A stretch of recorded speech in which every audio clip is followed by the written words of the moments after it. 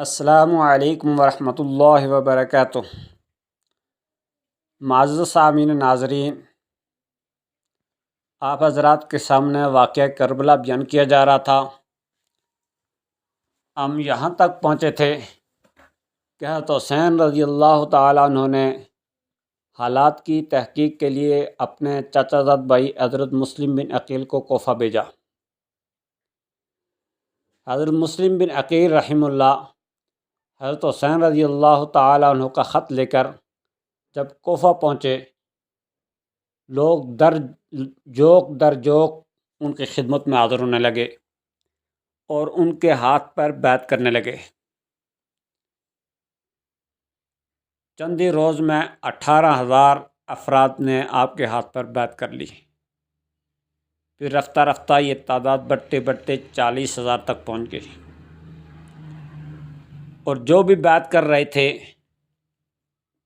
وہ بڑے پختہ عہد و پیمان کے ساتھ بیعت کر رہے تھے اور ہر طرح سے آپ کا ساتھ دینے کا یقین دلا رہے تھے۔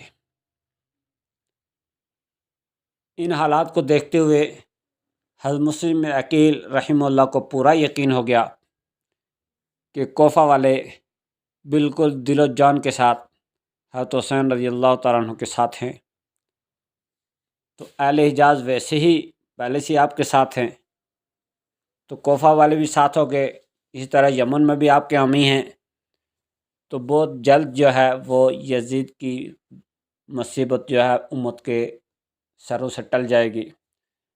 چنانچہ انہوں نے حضرت حسین رضی اللہ تعالیٰ عنہ کو خط لکھا کہ یہاں کے حالات بالکل سازگار ہیں، 18,000 افراد نے میرے ہاتھ پہ بیعت کر لی ہے اور یہ دن بدن اضافہ ہوتا جا رہا ہے۔ اب یہ خط حضرت مسلم بن عقیل رحمہ اللہ نے بھیج دیا۔ اس دور میں چونکہ تیز رفتار گاڑیاں یا جہاز وغیرہ نہیں تھے، خط کے پہنچنے میں واپس آنے میں بھی وقت لگتا تھا۔ ادھر قاصد کے ذریعے یہ خط بھیجا اور ادھر کوفے کے حالات تبدیل ہونا شروع ہو گئے۔ وہ یوں ہوا کہ اس وقت تک جو کوفے کا حکمران تھا، حاکم تھا، گورنر، وہ نعمان بن بشیر تھا، اور یہ ایک رحم دل آدمی تھا۔ اس کو یہ معلوم ہونے کے باوجود کہ لوگ مسلم بن عقیل کے ہاتھ پر حضرت حسین رضی اللہ تعالیٰ عنہ کی بیعت کر رہے ہیں، اس کے باوجود اس نے کوئی سختی نہیں کی۔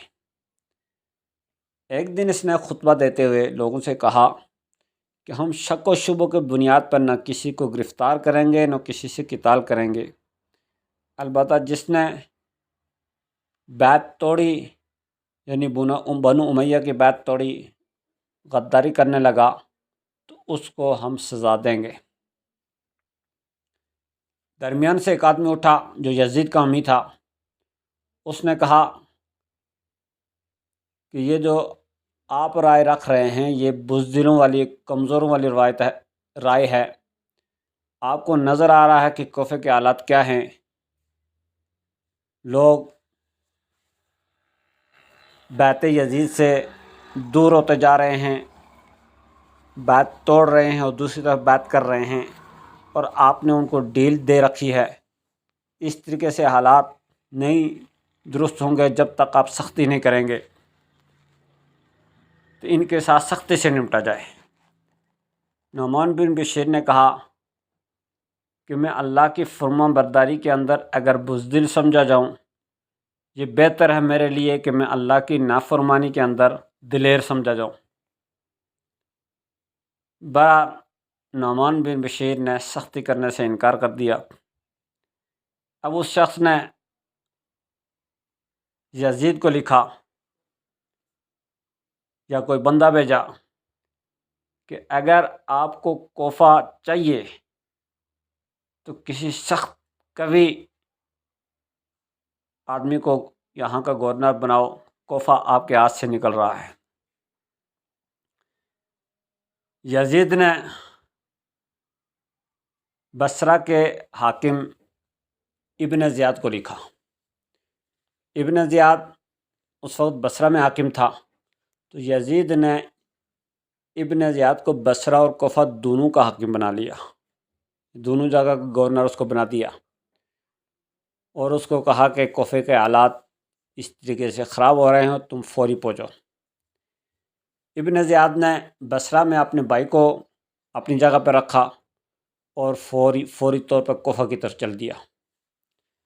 جب کوفہ میں داخل ہوا تو کوفہ میں چونکہ یہ بات مشہور تھی کہ تو حسین رضی اللہ تعالیٰ عنہ تشریف لا رہے ہیں، تو لوگوں نے یہی سمجھا کہ تو حسین رضی اللہ تعالیٰ عنہ آگے ہیں، تو انہوں نے ابن زیاد کے استقبال کے لیے جلوس نکالے، اس کے پیچھے نعرے لگائے، اور نعرے وہ لگا رہے تھے مرحبا مرحبا یا ابن رسول اللہ، لبیک لبیک یا ابن رسول اللہ، یعنی وہ نواسۂ رسول کے لیے نعرے لگا رہے تھے۔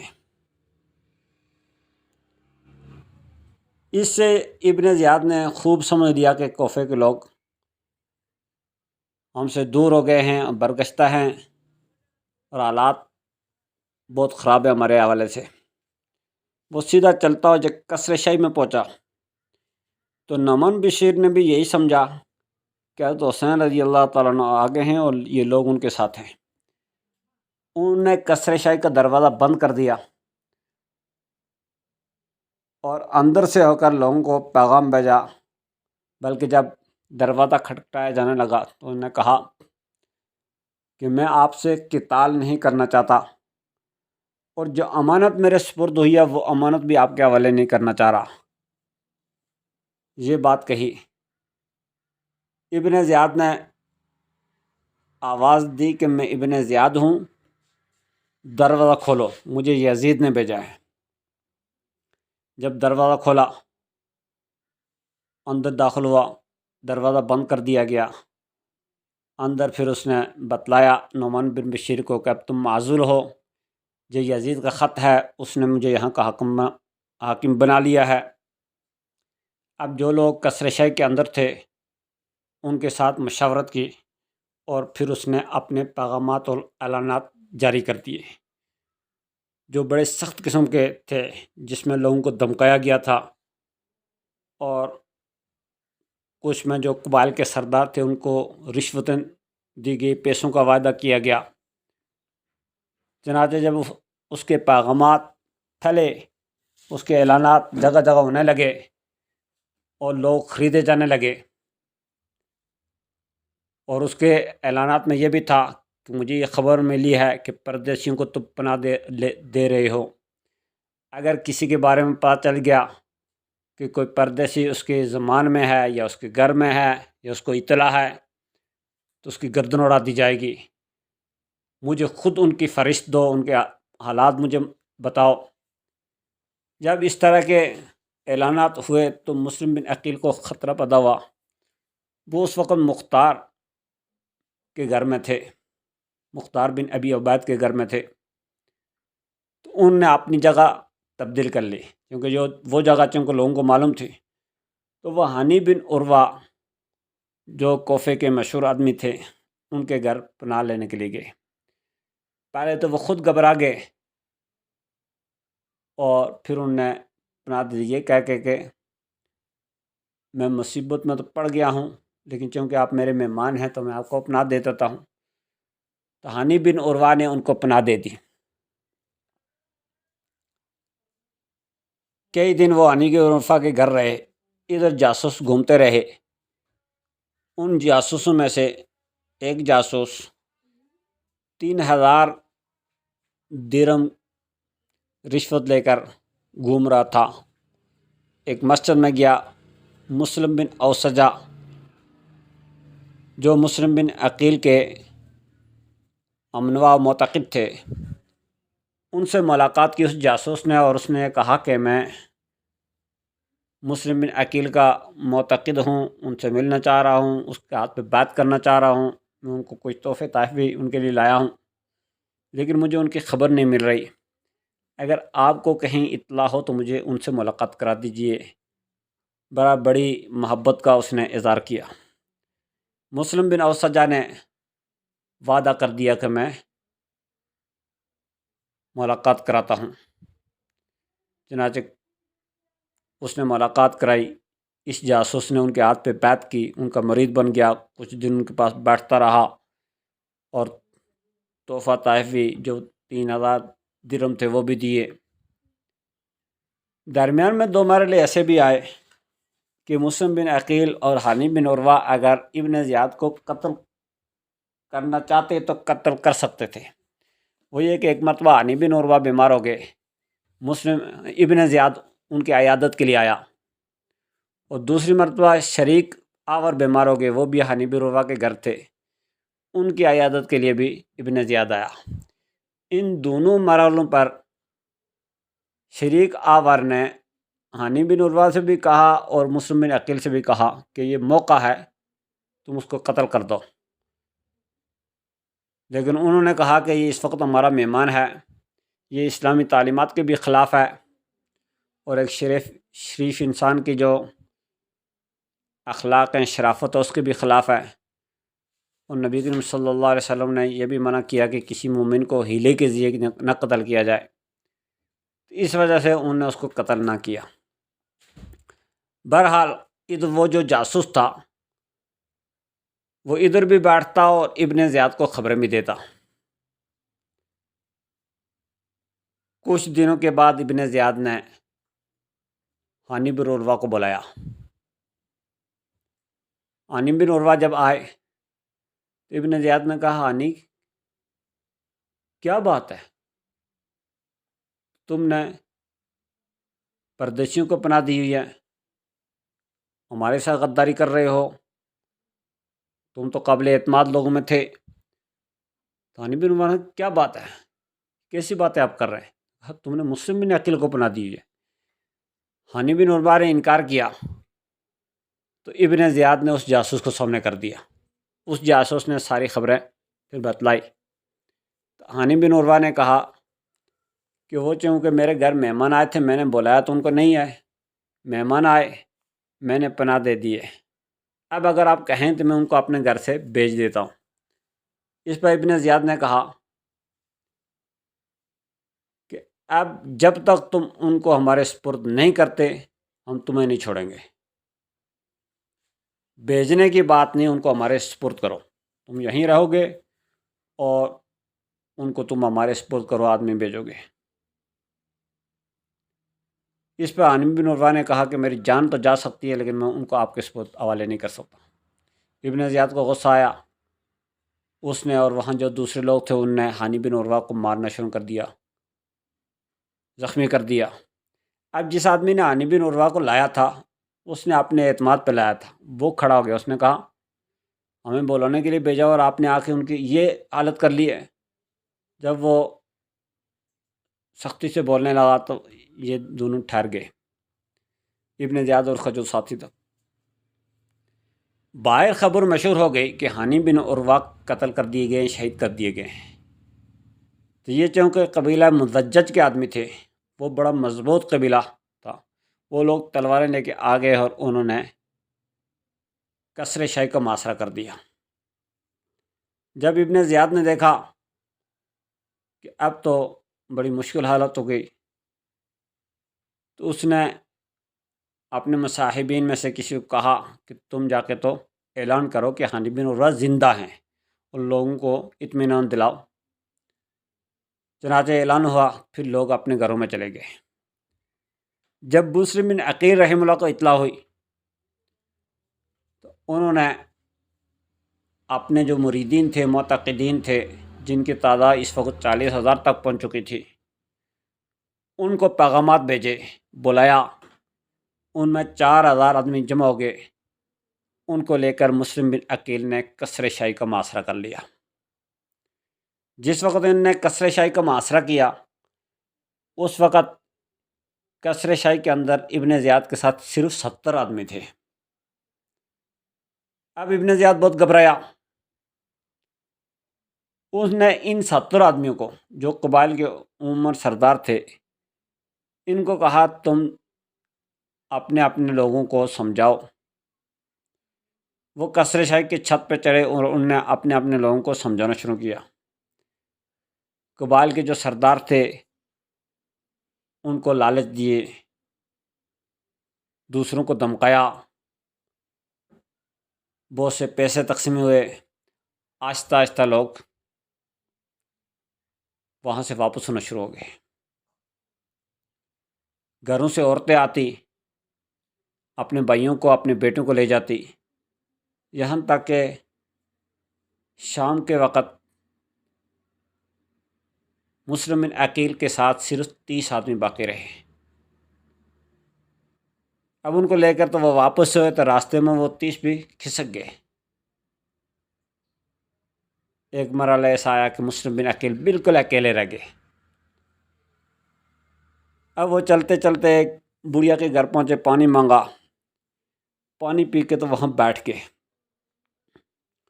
اس بڑھیا نے پوچھا کہ پانی تم نے پی لیا ہے، جاتے کیوں نہیں ہو؟ تو اس وقت مسلم بن عقیل نے بتلایا کہ کہاں جاؤں، نہ میرا در کوئی ٹھکانہ کچھ بھی نہیں ہے، میں اجنبی ہوں اور میرے ساتھی نے میرے ساتھ غداری کر دی ہے۔ اس بڑھیا نے ان کو اپنے گھر میں پناہ دے دی۔ اب ادھر ابن زیاد نے مختلف لوگوں کو لالچیں دی تھی، مختلف لوگوں کو دھمکایا تھا، جس کی وجہ سے جگہ جگہ آپ کی تلاش شروع تھی۔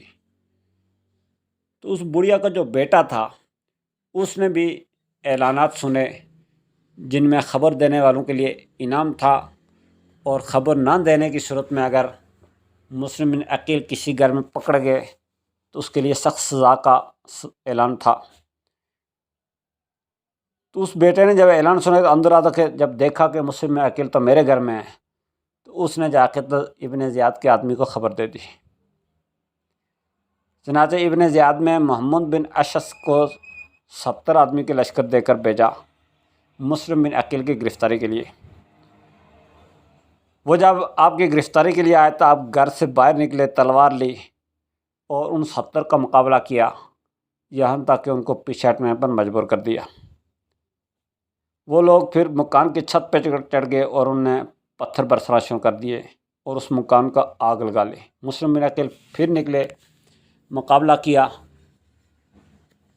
یہاں تک کہ محمد بن اشعث جو ان کا سردار تھا اس نے کہا کہ اے ابن عقیل اپنے آپ کا ہلاکت میں نہ ڈالو، میں آپ کا ضمان لیتا ہوں، آپ گرفتاری دے دیں، آپ کو کچھ نہیں کہا جائے گا۔ اس پر مسلم بن عقیل نے گرفتاری دے دی، لیکن جاتے ہی ان نے ان کا اسلحہ اتارنا شروع کر دیا راستے میں ہی۔ مسلم بن عقیل نے کہا کہ یہ تو پہلی غداری ہے، پتہ یہ چل رہا ہے کہ تم میرے ساتھ اچھا سلوک نہیں کرو گے۔ اور یہ کہہ کر تو مسلم بن عقیل کی آنکھوں سے آنسو نکل کے رونا شروع کر دیا۔ کسی نے ان کو سہارا دیا تو آپ نے فرمایا کہ میں اپنے لیے نہیں رو رہا، میں اس لیے رو رہا ہوں کہ میں نے حسین رضی اللہ تعالیٰ عنہ کو خط لکھ لیا ہے اور میرے خط پر وہ مکے سے روانہ ہو چکے ہوں گے۔ اب ادھر تم نے میرے ساتھ غداری کر لیا ہے تو مجھے یہ خطرہ لگ رہا ہے کہ وہ کوفے میں آئیں گے، میرے خط پر آئیں گے اور ادھر آ کر تم لوگ ان کو شہید کر دو گے، تم غداری کرو گے ان کے ساتھ۔ میں ان کی جان کے لیے رو رہا ہوں، اپنے لیے نہیں رو رہا۔ اگر تم میرے ساتھ کچھ احسان کر سکتے ہو تو وہ یہ کرو کہ کوئی بندہ بھیج دو جو ان کو یہ خبر دے دے کہ کوفے والے غدار ہیں، وہ جہاں کہیں وہاں سے واپس چلے جائیں، کوفے میں نہ آئیں۔ اس پر محمد بن اسد نے وعدہ کیا کہ یہ کام میں کرتا ہوں، اور اس نے بندہ بھی بھیج دیا۔ مسلم بن عقیل کو ابن زیاد کے دربار میں لایا گیا اور پھر ان کو موت سے پہلے کہا کہ کوئی بات کہنی ہو تو کہہ سکتے ہیں۔ انہوں نے کہا کہ میں نے 2 باتیں کہنی ہیں، فلاں آدمی سے 2 باتیں کرنی ہیں۔ وہ آدمی کچھ گھبرا گیا، لیکن ابن زیاد نے کہا تم بات سنو۔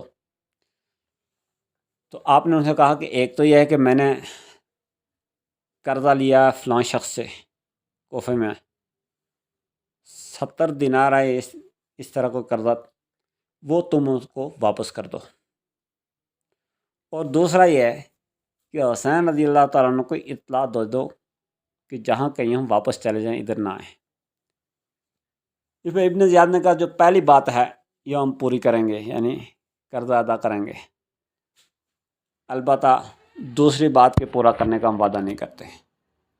تو بہرحال اس کے بعد مکان کی اس محل کی چھت پہ جا کر تو مسلم بن عقیل کو شہید کر دیا گیا، ان کی گردن کاٹ کر تو وہاں محل سے نیچے پھینک دی گئی۔ اس طرح مسلم بن عقیل کو وہاں شہید کر دیا گیا۔